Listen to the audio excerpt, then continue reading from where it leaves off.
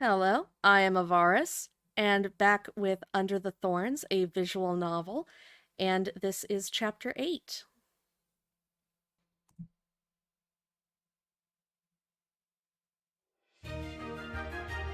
With the spring ball approaching like a vibrant butterfly, the manor hummed with the arrival of the musicians. Every day their melodies had woven themselves into the very fabric of our lives, and as they graced us with their final rehearsals, smiles bloomed on every face. Some, entranced by the music's spell, succumbed to its lullaby, murmuring dreamlike whispers as they closed their eyes. Wouldn't it be just heavenly to see a dashing gentleman in a moonlit waltz? I'd give anything to lose myself in a melody, my hand in a warm grip, feeling the world melt away with every step. Though I harbored no such delusions myself, I grasped the seductive power of a dashing young gentleman in a well-tailored waistcoat. After all, the townhouse balls of yore, those glittering mirages spun from tulle and candlelight, had etched that truth onto my heart. A playground for daydreams, they were, yet a cage nonetheless, their splendor masking the cold bars of social hierarchy. Alice, bless her for trying, sought to temper their expectations without extinguishing the spark of anticipation entirely. Mrs. Quiller mumbled something about us amusing ourselves later. Hence the distinct lack of sparkle in Alice's voice. As her pronouncement punctured their bubble of dreams, the younger servants responded with a flurry of handclaps and disapproving blinks, the playful gesture failing to mask the dampened smiles and downcast eyes. That is not enough! Just think, a gown that shimmers like starlight, lost in a waltz with a gentleman whose eyes hold untold promises. Wouldn't that be everyone's dream, Clara? Huh? Me? No, not my scene. But surely with your closeness to the Lord, a waltz with him would be nice. Okay, you can't have a ball and then not have Clara and Edward dance. I mean, there's gotta be something. The newly arrived servants seemed to labor under the curious misapprehension that I enjoyed some degree of intimacy with the lord of the manor. I offered a wry smile, the absurdity of the situation painting my lips with amusement. In truth, there was nothing between Edward and me beyond a unilateral concern that, I confess, often spilled over into meddlesome anxiety. My offers of assistance, invariably refused, had somehow blossomed into a local misunderstanding. Thankfully, Alice intervened with a voice that brooked no dissent. Certain things are better left undisturbed. Now get back to work. All right, we are leaving. Clara, there's still quite a bit left to clean in the mausoleum, isn't there? Yes, I suppose I should get back to it then. Just don't stay out too late. Alice pivoted away, her silence now worlds apart from her previous pronouncements on the perils of my proximity to Edward. A quiet thank you slipped from my lips before I rose, gathering my cleaning supplies with newfound purpose. Behind me, a soft sigh ruffled the air, followed by the whispers of her fingers against her hair. As I distanced myself from the hum of servants' quarters and stepped into the sun-dappled embrace of the courtyard, a new song, light as a butterfly's kiss, alighted upon the familiar tune. Somewhere nearby, a lone violinist spun silken threads of melody, painting the air with unseen colors. Like a child entranced by the Pied Piper's flute, I felt my steps quicken, drawn inexorably towards the source of this captivating magic. Who is this? My heart jolted as I rounded the corner, the sight of a figure in white and blue sending a spark of recognition through me. An eternity seemed to have stretched between our last encounter, and as I stood there watching him, it felt as if an unseen thread drew his consciousness towards mine. Lids heavy with reverie, his eyes fluttered open, their familiar blue meeting mine. Konnichiwa, Clara. Hi, Clara. His words, devoid of inflection, echoed hollowly in my ears, yet a smile, a reflex born of habit or some hidden hope, bloomed on my lips. You know how to play the violin? 小さい頃からね。 I do. It's a faint echo of my youthful pursuits. Would you be playing it at the New Year's party? いや、ただ思い出して演奏してただけだよ。 No, these melodies are best enjoyed in private. with the final note drifting it away. Edward stowed the violin.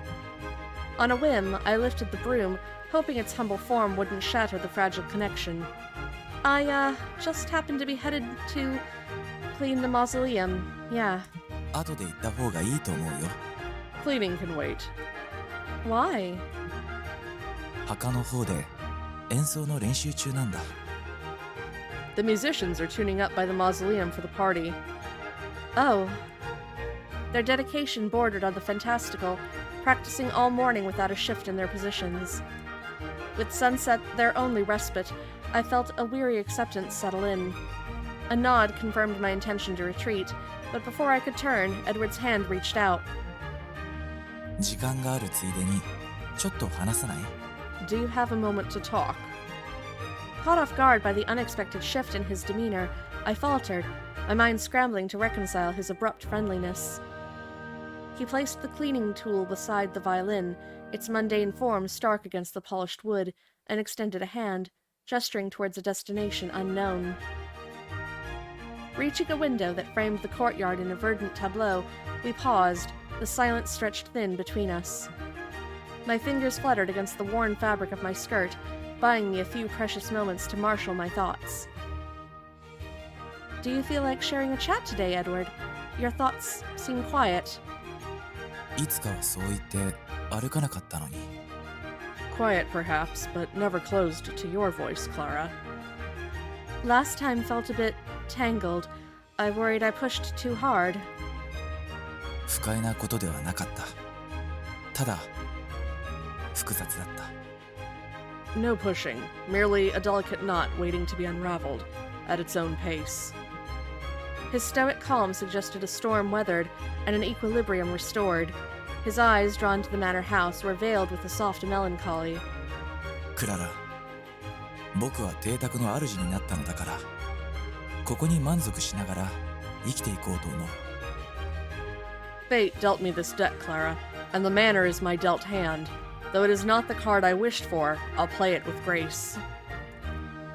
Edward's voice, laced with a peculiar resolve, drifted from the window as he observed the scene below.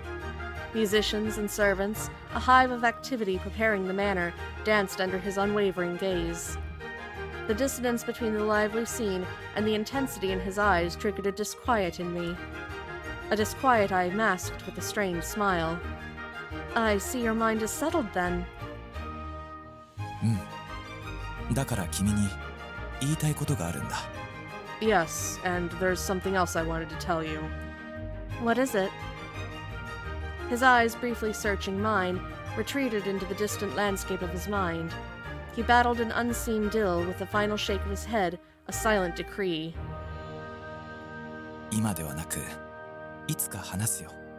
Not now, perhaps, but someday soon. You are pushing things to the future again. 僕の持病だよ。 It's a notorious habit of mine, I'm afraid. Edward slumped by the window, his silence dividing us like a tangible curtain. The music snaked through its folds. The air thickened with the uncomfortable silence, pressing down on me as I wrestled with the urge to break it. So, the ball. It's coming up soon, isn't it? Can't wait to see the manor all decked out. そうだね。もう残りわずかだよ。 Yes, preparations are underway. Well, with you at the helm, this ball will truly be magical. The folly of my pronouncement hit me like a rogue wave, its echo a cruel mirror to the very gossip I had disdained. How foolish I am. Shame painted my cheeks as I clamped my tongue and squeezed my eyes shut, longing for the earth to swallow me whole. No, that wasn't... I didn't... ねえ、僕と踊らない？ Would you care to dance? Called it! My brain jolted like a startled deer, sputtering to a standstill. His unexpected proposal hung in the air. His slow, deliberate approach towards me amplified the silence, each measured step an echo of the frantic hammering in my chest. 舞踏会も大したことないよ。知り合い同士で踊って騒ぐだけだ。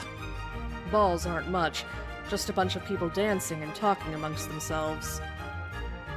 That's what makes it great. A curious smile bloomed on Edward's lips as he tilted his head. His hand hovered in the space between us, an invitation. さあ、レディー。一曲踊りませんか? May I have the honor of this dance, my lady? Sure? My hand, an offering surrendered in the heat of the moment, met Edward's in a warm clasp. With a gentle tug, he drew me closer, his lips brushing my ear as he whispered. クララ、僕の足を踏んでもいいよ。The music whispers the steps, Clara. Just listen to its rhythm and trust your instincts.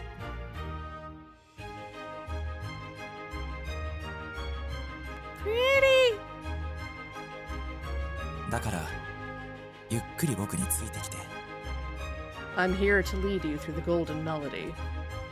Drawn by the irresistible tug of his eyes, I couldn't tear my gaze away as Edward closed the distance between us. Bathed in warm sunlight, the empty corridor became our secret dance floor, waiting for our first twirl of a stolen waltz. Glimmers crowned his hair, sparks danced in his eyes with each step that we jointly took. Lost in the whirl of our impromptu waltz, we shattered the sunbeams into a Labrador essence of blinding light.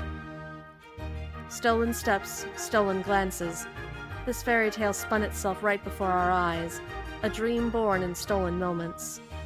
With each misstep, a light stumble against his foot, I stumbled into another rhythm, my smile blooming despite the clumsiness. This was an unheard-of dance, a shared secret woven into the fabric of an ordinary hallway. 2, 3 turns across the sun-dappled floor, and then the music stopped. We stood apart, a hesitant silence hovering between us. I smoothed my rumpled dress, taking a step back to gauge his reaction, his eyes mirroring my uncertain smile. He was reading me, searching for the echo of this unexpected waltz in my expression. どうだった? How did you find the waltz? The pulse of his hand against mine sent my own heart into a hummingbird frenzy, yet with each dizzying turn, a blush bloomed across my cheeks like a forbidden secret. It didn't matter if I loved the waltz or stumbled through it. The urge to flee, to hide this newfound joy in the solitude of my own thoughts, grew with every beat. Thank you for the dance. I, need to go do that thing. You know, that thing I definitely have to do. クララ? My god, oh my god, Clara, no! I, unable to bear the heat of his amused gaze, bolted like a startled rabbit. Edward's surprised call echoed behind me, but I couldn't dare myself to turn back. Edward's gracious moves remained echoed in my mind for the rest of the day, but the glint of metal from those abandoned tools, nestled innocently beside the violin, was a far less welcome reminder. Dawn and Olivia's volcanic tongue were mere hours away. With a clenched jaw, I tiptoed into the darkness, determined to avoid the eruption before the sun rose. Stupid. You stupid. Crushing on Edward could wait. My heart drummed against my ribs as I scanned the darkness, searching for any sign of Olivia's hooded figure. The absence was eerie, but a blessing. All right, back to your rightful place. I snatched the cleaning tools, their metal cold against my skin, and jumped back against the wall as a rustle pierced the silence. From within the mausoleum. Olivia or Edward, and neither was an encounter I craved. With a gulp, I decided to peek and flee. Peering cautiously through the doorway, I was relieved to find Edward standing beneath the pale moonlight. Unlike previous visits, he cradled a small potted plant, its verdant life defying the stillness of the graveyard. His gaze, fixed on the weathered headstone, spoke of a personal connection I could only observe. 急に逃げたんですよ。負担だったのかな? She fled the scene afterwards. I imagine she had reasons for doing so, though I didn't have the chance to inquire further. Edward's laughter, light and airy, was a gentle breeze against my suddenly sunburnt cheeks. His friendly retelling of the incident, each detail chipping away at my composure, had me biting my lip like a scolded child. I could tell he was painting a portrait of my clumsy escape. Edward's mirth curdled into a whimper, his head dropping like a wilted flower. The light-hearted air bled away, replaced by a chilling dread that prickled my skin. Was he in some unseen agony? My blood turned to ice as a raw, desperate scream shattered the silence, its echo bouncing off the tombstones like a tortured whisper. お母さん、どうして私はこうなんですか? Is this truly my path, Mother? どうして私はこんなに苦しいのですか? To dance with despair while joy whispers just out of reach. 私も外に出たいです。自由に、ブランドンおじさんのように暮らしたかったんです。I too want to explore, to be free, to be like Uncle Brandon. そして、クララと一緒に。And with Clara. The flower pot slipped from Edward's trembling fingers, crashing to the ground with a thunderous explosion of ceramic shards. The sound, amplified by the stillness of the night, resonated through his own body, echoing the shattering terror in his eyes. Edward's face drained of color, like the moonlight leached his blood. He began gathering the ceramic shards, each piece a jagged tear in his heart. His fingers, trembling with desperate hope, tried to fit them back together, even though the pot, like his shattered composure, was beyond repair. Moonlight glinted on the fallen fragments, each glittering tear as a testament to the irreparable loss. A strangled sob escaped Edward's lips as he knelt beside the shattered pot, the plant now laid in devastation. 私は一体なぜ呪われたのですか? Why am I cursed with this burden? Suddenly, I felt my grip loosen.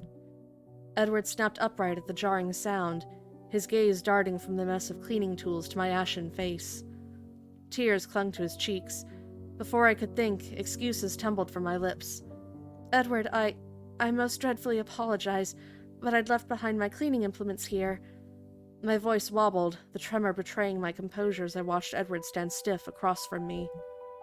He scrubbed at his wet face, the smeared dirt darkening his cheeks like war paint. Before I could reach out, startled by the raw desperation in his eyes, he flinched away. He pushed my hands aside. 大丈夫。 Don't bother, I'm all right. But your cheeks... His steps often danced towards me, a fleeting promise of closeness, only to retreat into the shadows seconds later. This fickle waltz of nearness and distance wove and unwound, leaving me only tangled in confusion. My voice rumbled low as I clamped his hands firmly in mine. What do you really want from me? Edward blinked, startled, but the mask returned, a bitter smile tugging at the corners of his lips, like a vine choked by thorns. そうだね。いつかは言わなきゃいけないから。The dam bursts, I suppose. ついてこい、クララ。全部言ってあげるよ。Come with me, Clara. You deserve to know. The broken pot stood as a silent accusation, drawing his gaze like a moth to a flame. He pursed his lips, the gesture a dam holding back a torrent of regret, anger, or something deeper, before turning away. The silence was heavier than any spoken word. They have returned to his room. The door clicked shut, Edward vanishing into the gloom without bothering with the candles. The darkness, thick and suffocating, pressed in from every corner. My shoulders slumped. I followed him, each step echoing in the cavernous silence, and settled across the table. Empty whiskey bottles stood guard between us. Did you drink alone? おじと一緒に飲んだ。No, I drank with Uncle. Edward's reply, laced with respect, trailed off as he shielded his eyes with a trembling hand. His gesture wasn't defiance, but a desperate bid to shield himself from the scrutiny he couldn't face. Silence settled like a thick fog rolling in, neither of us daring to pierce the tension with the first word. It was Edward, finally, who reached for the lifeline of conversation, his voice hesitant as if walking on a tightrope. この前も見たよね。屋敷を出られないとこ。Remember that day, Clara, when the boundary became an impassable chasm. Is that what the curse does to you? Edward's answer wasn't spoken, but chiseled in the lines of his smile. It wasn't a joyous curve, but a weary acceptance, a silent agreement that resonated deeper than any words. He shook the empty bottle, a hollow rattle confirming the silence, then sighed, pushing it aside.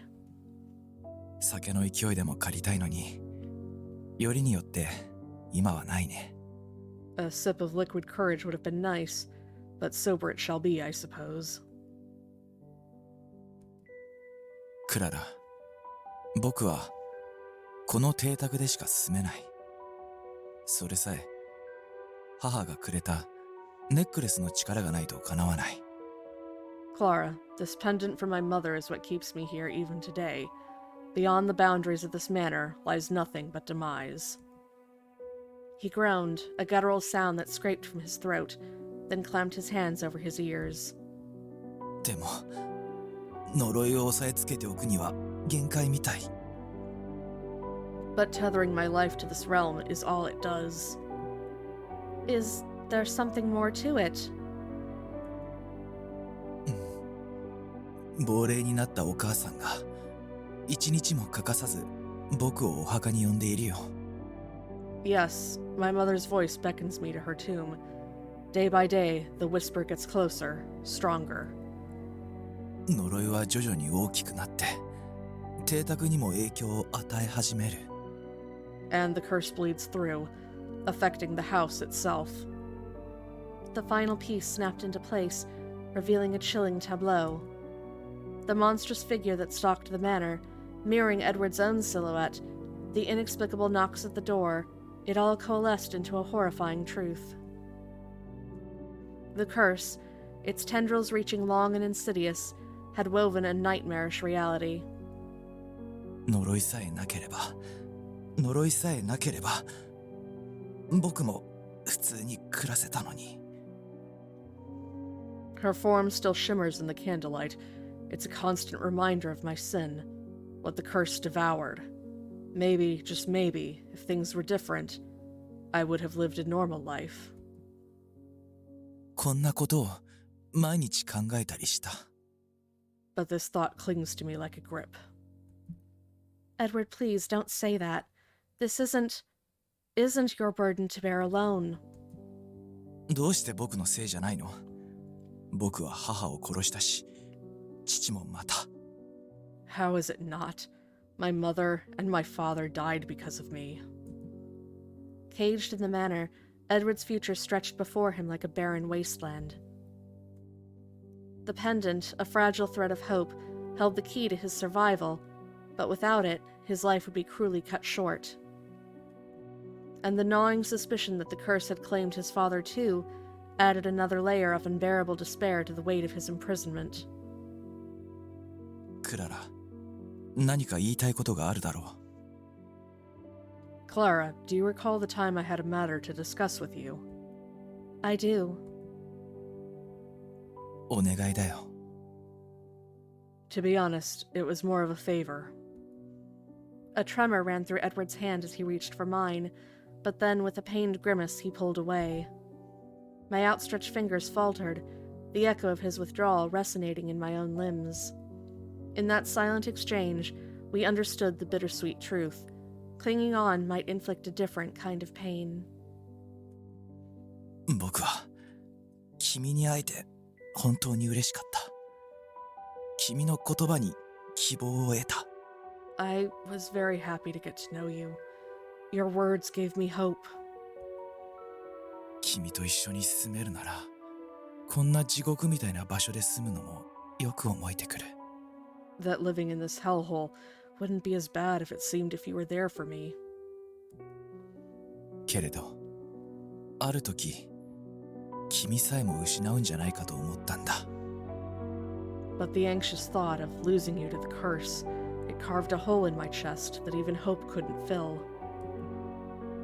The air crackled with anticipation as Edward lifted his head. The world around him seemed to shrink, pushed back by the sheer force of his unwavering will. It was a tangible energy, radiating from him like heat from a star. クララ、ブランドおじさんはもうすぐ屋敷を出るだろう。 Clara, Brandon will be leaving the manor soon. Wait, Edward, that means... 君が望むなら、おじは君を後見人にしてくれるだろう。 He has offered to become your legal guardian if you wish. Stop! You are asking me to leave the manor? In the gilded cages of high society, where reputation was currency and lineage a birthright, the notion of Brandon naming a mere servant as his heir was a scandal waiting to erupt. Yet the confidence with which Edward spoke of it, the unsettling ease in his voice, hinted at a deeper game being played. My mind spun back to the unsettling dance of their actions. Brandon's inexplicable interest in Edward, a stark contrast to his indifference towards Robert's demise. The curious insistence on meeting me, a veil of forced friendliness masking a keen scrutiny of my every move. His sharp questions, probes into my past, disguised as idle curiosity. And Edward, a phantom waltz instructor, spinning me in dizzying circles while murmuring reassurances that felt more like warnings. So, you invited Mr. Brandon on purpose. Edward smiled. The dazzling sunbeam illuminated a truth I hadn't dared to see. He cared, truly cared, more than I could ever have imagined. Yet the weight of his sacrifice, the sheer magnitude of his efforts, shattered my heart anew. It was a crushing paradox, a symphony of joy and anguish. My breath, shallow and erratic, reiterated the chaos within me. How could I embrace this gift, this enormous gesture of his affection, when my world felt like it was falling apart? I don't understand. I can't understand. Why would you do this to me? 君が唯一僕の味方だったからだよ。 Because you were the only person, the one who stood by me. 今まで君は暗くて寂しい屋敷の中で唯一の光だった。 Until now, you've been the only light in this cold, decaying place. 息をしているという事実だけで一生を生きていけそうな。 A light so bright that knowing it burns somewhere in the world, even a star too distant to touch, will guide me forever. His lips trembled like leaves in a gale. Tears welled up in my eyes. How could I ever truly empathize with him, his pain? 僕が大切にしているみんながここで死んでいった。 Everyone I've ever loved withered here.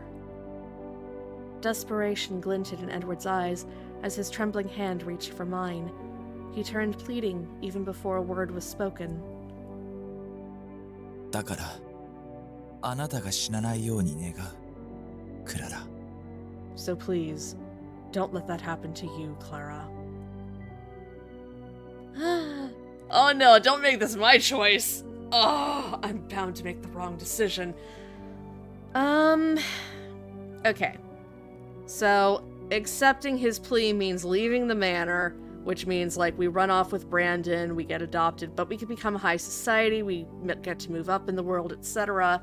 And it's sort of Edward's way of being like, this is gonna be okay, you're somewhere, you're better off after we knew each other, etc.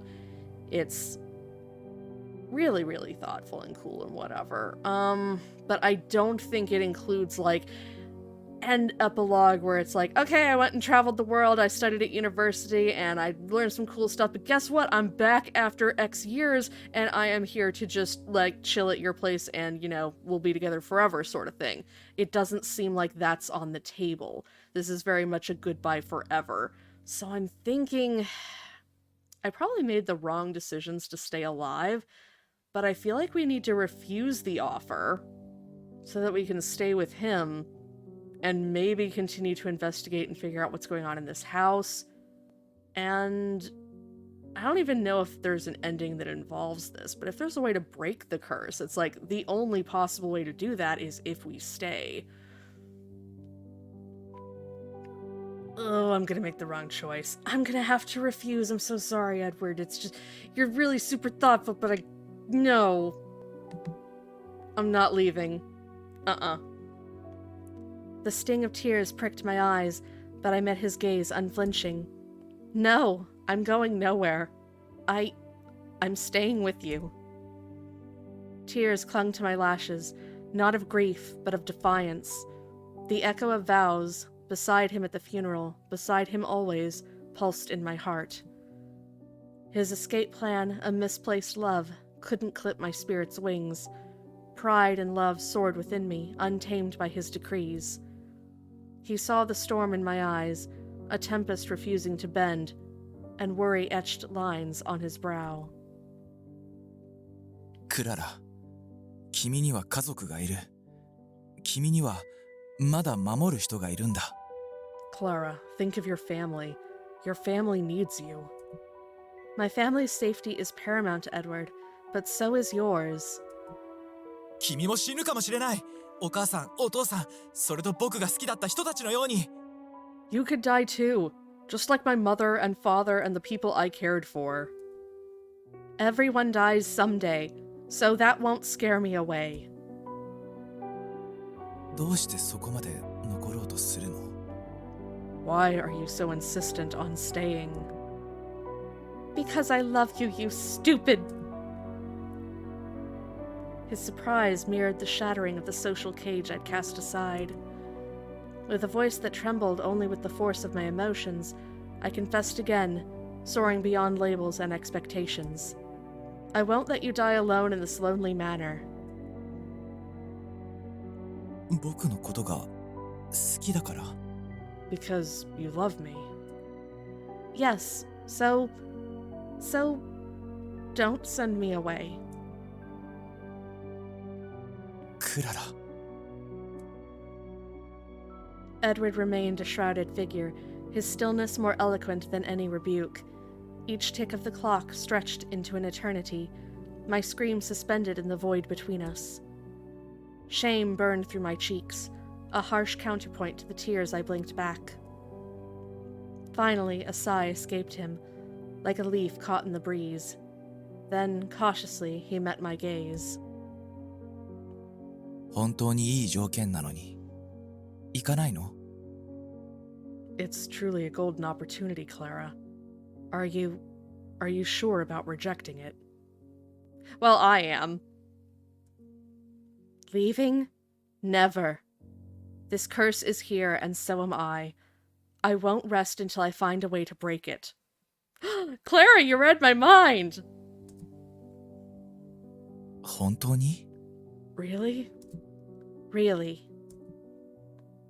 Edward blinked, stunned in disbelief. Suppressing the impulse to grin at his bewildered expression, I crossed my arms over my chest, locking eyes with him, exuding newfound confidence. So, how about an apology for attempting to show me the door? Because I would happily accept it now. As I spoke, the wall he'd built around his emotions crumbled. The tears held captive for so long flowed freely. ごめんね、クララ。 I'm sorry, Clara. Will you forgive me? His apologetic smile was all that I needed. Woohoo! And that was the end of chapter 8. Ugh, so emotionally charged. Okay, so to review what we know about the curse, apparently it does have to do with his mother. We are going at least with the assumption right now that it's supernatural. I still maintain there might be something else, but I mean, between the apothecary, what happened to the dad, Olivia's weirdness, I mean, there could be a couple explanations for why he bleeds and stuff. I don't know. They could be playing this straight as a supernatural thing where it's like we're gonna have to actually talk with ghosts at some point. But we shall see how that turns out. Still super interesting, so I'm interested to see where this goes. Hopefully you enjoyed it. Thanks for watching, and hopefully see you next time. Bye!